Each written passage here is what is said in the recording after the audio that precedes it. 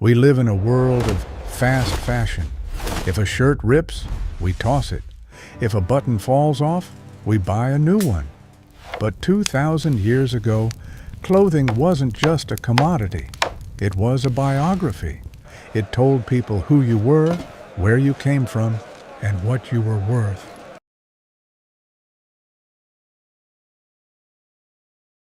Today, we're looking at a specific piece of clothing. It wasn't worn by a king in a palace or a general on a battlefield. It belonged to a carpenter from Nazareth. But this wasn't just any tunic. It was seamless, woven in one piece from top to bottom.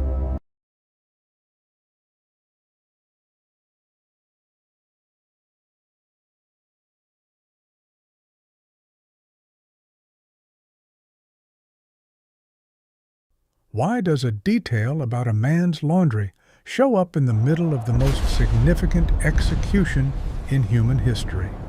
Because that single piece of cloth was the final puzzle piece in a prophecy written 1,000 years before it even touched his shoulders.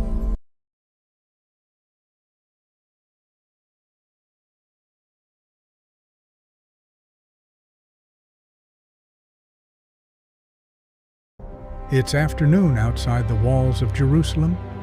Jesus of Nazareth is dying. By law, the executioners, the Roman soldiers, get to keep the belongings of the condemned. It's a perk of a grim job. Imagine these 4 soldiers. To them, this is just another shift. They start dividing Jesus' belongings into 4 piles: his sandals, his belt, his head covering, his outer cloak. But then they reach for the chiton, the undergarment. Usually, a tunic was made of 2 pieces of fabric sewn together at the shoulders and sides. If you wanted to share it, you'd just rip it down the seams. But this one was different. It was a masterpiece of ancient. If they cut it, it would unravel and become worthless. So they made a decision that changed everything. They said, "Let's not tear it. Let's cast lots to see who gets it." To the soldiers, they were just playing a game of dice.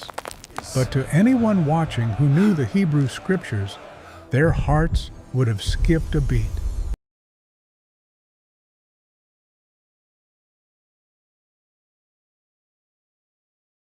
Roughly 1,000 years earlier, King David wrote a poem known as Psalm 22. It's a haunting piece of literature that describes a man being surrounded by enemies, his hands and feet pierced, and his bones out of joint. But look at verse 18. "They divide my clothes among them and cast lots for my garment."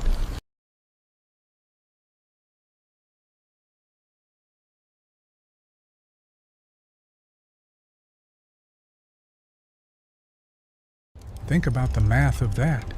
David wrote that a millennium before Roman crucifixions even existed. He predicted 2 specific contradictory things. First, the clothes would be divided, and second, the garment would be gambled for.